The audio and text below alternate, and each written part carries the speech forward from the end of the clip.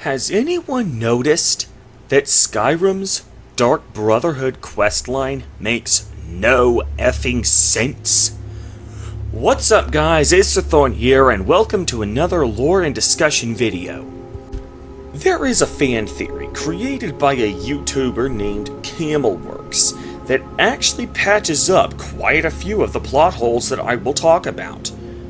This theory is that the Emperor actually commissioned his own assassination, and I will provide a card linking you to that video right here. However, this theory only explains about a third of the plot holes and contrivances I will talk about today. So without further ado, let's begin. There is one Dark Brotherhood quest you can do without actually joining the faction. That is the quest Delayed Burial. In it, Cicero is on his way from Dawnstar to Falkreath after receiving permission from Astrid to relocate there. But his wagon has broken down. He's stranded outside a local farm owned by a Redguard named Lorius. But Lorius refuses to help fix his wagon. His reasoning? Because Cicero could be carrying war contraband. And he's transporting some giant box. Says it's a coffin, and he's going to bury his mother. Mother, my eye. He could have anything in there. War contraband, weapons, skooma. Ain't no way I'm getting involved in any of that. So, what? He never asked Cicero to open the coffin up for a moment to prove that there really is nothing but a dead woman inside? So then Lorius suggests that you go and rat Cicero out to a nearby guard to get him out of Lorius's hair. Well, there is something. There's a guard patrols the road that crazy jester is on. He passes by pretty often. You could report the fool. You know, say he's done something against the law. That will at least get rid of him for me. What do you say? But that raises the question. I can accept that Lorius only just now got the idea to do that. But now that he has the idea to do that, if you refuse to, why doesn't Lorius just go and rat to the guard himself? But the biggest contrivance here is that if you agree to slander Cicero to the guard, how does he later arrive in the Falkreath Sanctuary? If he never got his wagon repaired, how is he able to transport the coffin? We never see that wagon again, so are we to assume he just dragged the coffin on the ground or something? Now, unlike the past two plot holes, I can actually think of a very simple fix for this one. Perhaps the guard, after arresting Cicero, searched the coffin for contraband, realized there really was nothing but a dead woman inside just as Cicero said, released Cicero from custody, and even offered to help fix Cicero's wagon in Lorius's place. But the game doesn't tell us that. We're left with no explanation as to how Cicero managed to make it to Falkreath without Lorius's help. It shouldn't be our job to speculate about these things. That's the writer's job. All three of these contrivances could have been avoided simply by not having the quest at all. If this quest were never in the game, I doubt anyone would notice that something is missing in the Dark Brotherhood quest line because it has no bearing on the events during the quest line itself. This is in stark contrast to the Civil War quest line, where people absolutely did notice that there were several quests cut from the game when they realized that you conquer a city off-screen after conquering some random fort. Indeed, there were quests where you conquered either Markarth or Riften that were cut from the game, and the Civil War quest line just feels incomplete without them. But this?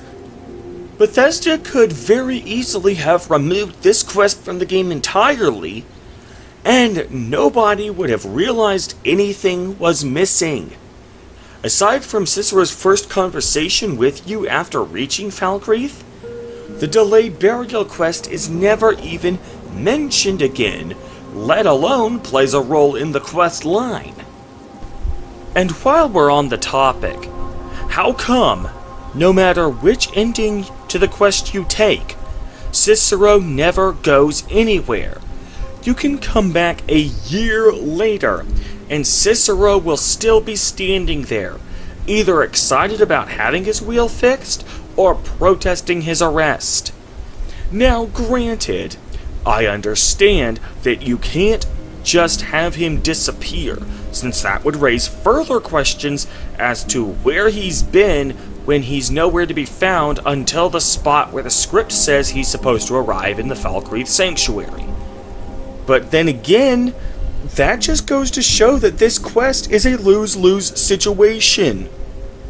Not having the quest in the first place is the only way to prevent these plot holes, and again, that's not a huge loss.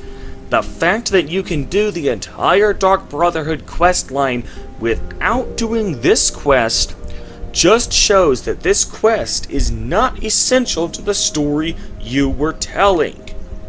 If you really felt that this quest was interesting enough that it needed to be in the game, which it isn't, then it should have at least been an independent quest that isn't connected to the Dark Brotherhood and doesn't use any of that faction's characters. So when you're ready to do the actual quest line, you go to Windhelm and find this orphan boy doing the Black Sacrament. Supposedly everyone in Skyrim knows about this, and you can even see a Dark Elf and a Nord boy arguing outside his home about the whole thing. Then it's true, what everyone is saying. That Aventus Aretino is doing the Black Sacrament, trying to summon the Dark Brotherhood? Oh, Grimbar, always with the nonsense. No, of course not. Those are just tales. Fine, then I'll invite him out to play. He lives right there. I'm going to knock on his door. No, child, wait! That boy, that house, they are cursed. Ha! Then I'm right, I knew it! He's trying to have somebody killed! All right, I won't deny it, child. What you heard is true. But Aventus Aretino walks a dark path. His actions can lead only to ruin. Now, enough. We will speak no more of this. I am the only friend you need. So that begs the question. Why doesn't anyone try and stop the boy? They try to explain this away by saying that the guards are too scared of retaliation from the Dark Brotherhood to interfere with their business. It's no secret the Aretino boy is doing some ritual, trying to call the Dark Brotherhood. But who's going to stop him? Me? I'll have no part of that. But honestly, that's a pretty weak explanation. Do these guards not go up against serial killers and cutthroats on a daily basis? And for that matter, if they're so scared of the Dark Brotherhood, how come they will arrest you if you kill in the Dark Brotherhood's name in any other quest in the quest line?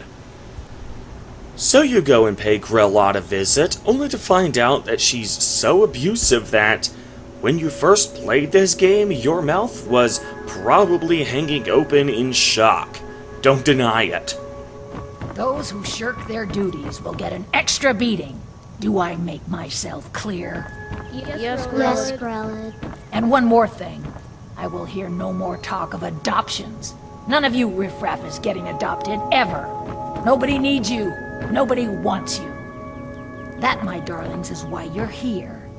Why you will always be here, until the day you come of age and get thrown into that wide, horrible world. Now, what do you all say? We love you, Grelod. Thank you for your kindness. So, of course, you kill her, and the children are all jumping for joy. I can't believe it! Grelod is dead? But then, you don't get a bounty for that.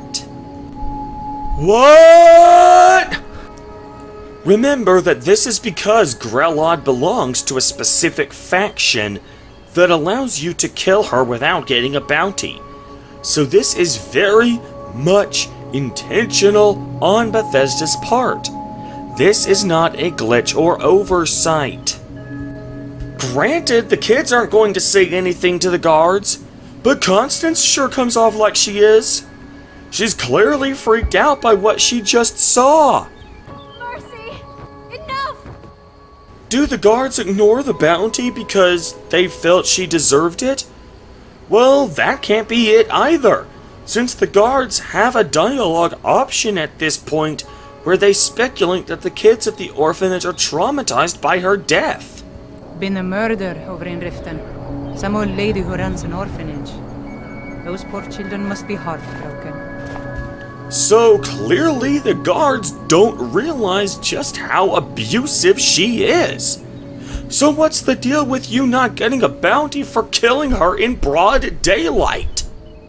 So after we kill Grelod, we get a note from the Dark Brotherhood saying that they know about it. We go to sleep and we're transported to a new location.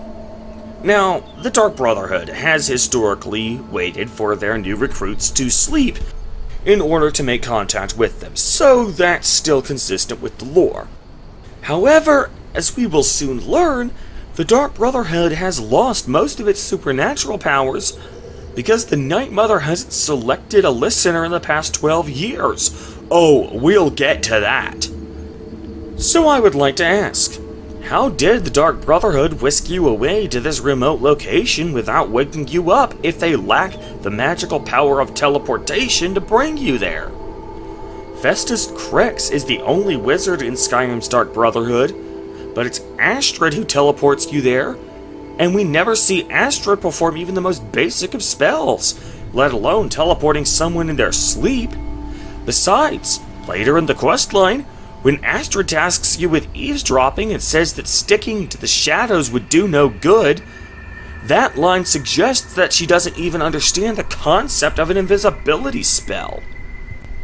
But anyway, Astrid says that you stole the Dark Brotherhood's contract, and she wants you to repay that debt by stealing another one of their contracts. Wait, what? Hey, you stabbed me, so I want you to pay compensatory damages to me by stabbing me again. But of course, she's honestly just playing a game with us. She wants us to kill someone, but she doesn't care who. Oh, no. Don't you understand? Guilt, innocence, right, wrong, irrelevant. What matters is I ordered you to kill someone, and you obeyed. So clearly she isn't even that angry at us for interfering with the Dark Brotherhood's business. So, a moment ago, what were these guards afraid of regarding stopping the Aretino boy? Jesus, no wonder the bandit population in Tamriel outnumbers the civilian population 3-1. The guards in Tamriel are total pushovers. So we kill one or all of the hostages, and we're invited to join the Dark Brotherhood for realsies. We go to that sanctuary and get acquainted with everybody, get a few contracts to kill some people, and return. When we return, Cicero has completed his journey delivering the Night Mother to the Falkreath Sanctuary. We talk with Astrid and get a major contract to complete, which leads us to the quest Morning Never Comes. And I have to confess, that quest is actually pretty coherent and logical. Don't get used to this, however, because this quest is the most sense that this quest line is going to make. We return to the sanctuary and get a job from Astrid to sneak into Cicero's quarters and eavesdrop on Cicero's conversation. We're supposed to hide in the Night Mother's coffin. Despite that being a blatant violation of the first of the 5 tenets, we have no choice but to obey. That's all well and good, but what doesn't make any sense at all is what happens during the eavesdropping session. The Night Mother starts talking to you because she's chosen you to be the new listener. Oh, but I will speak. I will speak to you, for you are the one. Okay, let me just pause for a moment because this needs to be addressed. According to Cicero's journal, the last listener died in 4E 188. 13 13 years before the events of this game. Furthermore, I only just recently joined the Dark Brotherhood. So how does she know that I'm right for the job? Now, in Oblivion, the player character is only appointed listener at the end of the quest line. This gave the Night Mother plenty of time to evaluate your assassination abilities and your loyalty to the faction. Besides, just as a matter of principle, a position as high and honorable as listener should be a position you have to work your butt off to achieve. This is one of the biggest and most common gripes with Skyrim as a whole that I have to agree with. All 4 factions in Skyrim have you becoming the leader of those factions, but none of them make you feel like you've legitimately earned that rank. With the Companions, Kodlak appoints you as the new Harbinger posthumously, despite being the least qualified person to hold that position over literally everyone else who has been there longer than you. The only way Kodlak could have made a more baffling decision for his successor is if he appointed somebody who wasn't even in the Companions to begin with. The College of Winterhold is equally cringeworthy. You become the new Archmage despite only being in the faction for about a week in-universe. Granted, you aren't literally the worst candidate for the position. Your classmates are just as much rookies as you are, but at least you played an instrumental role in resolving the conflict of that quest line.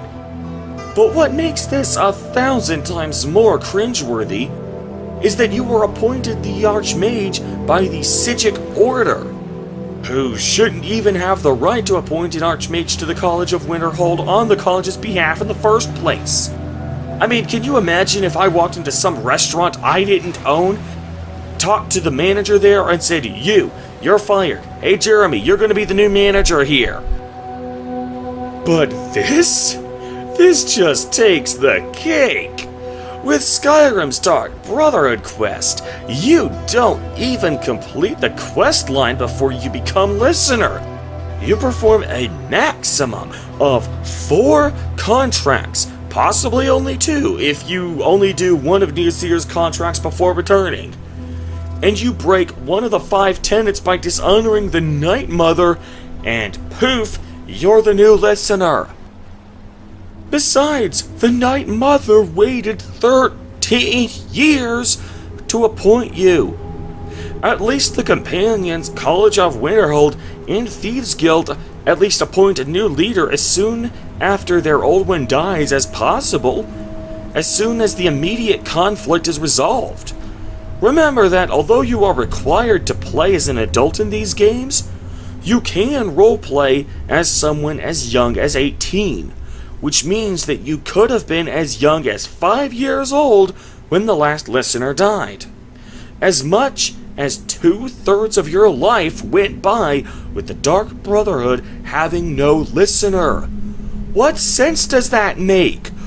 Why wouldn't the Night Mother just pick a damn listener?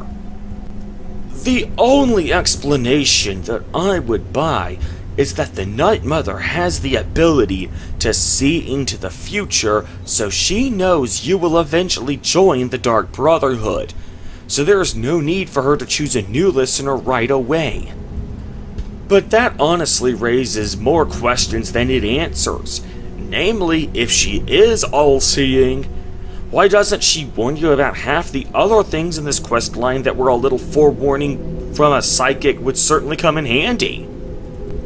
Besides, we're told from Azura's priest in Skyrim that Azura has seen your arrival onto her shrine before you were even born. Azura has seen your coming, traveler. It was not curiosity, but fate that has led you here.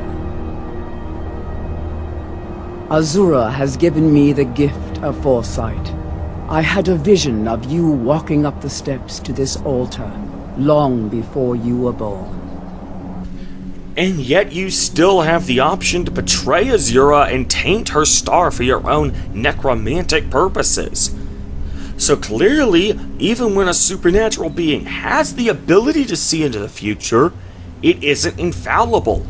If a Daedric prince's ability to see the future is subject to such error, what makes you think the Night Mother, who started out as a mere mortal, could see into the future with any more accuracy or precision? How can she be more sure than Azura that you won't betray the faction and try to destroy it? Sure, in-game, by the time you get to this point, you've lost your one and only chance to destroy the Dark Brotherhood, but that limitation, does that apply in lore? Well, spoiler alert, but there will be a person betraying the Dark Brotherhood in the end, so no, that limitation doesn't apply in lore. Unfortunately, there is simply too much stuff for me to cover in just one episode, so tune in next week for part 2 of this 3-part series. Yes, 3 parts, you heard right. If you enjoyed this video, be sure to give it a thumbs up and share it with your friends. Also, be sure to subscribe for more in-depth story analysis, and check out some of my Let's Plays, where I take a more light-hearted approach to these games and just have a good time. In the meantime, however, I'm Sacrament, and I'll see you guys later.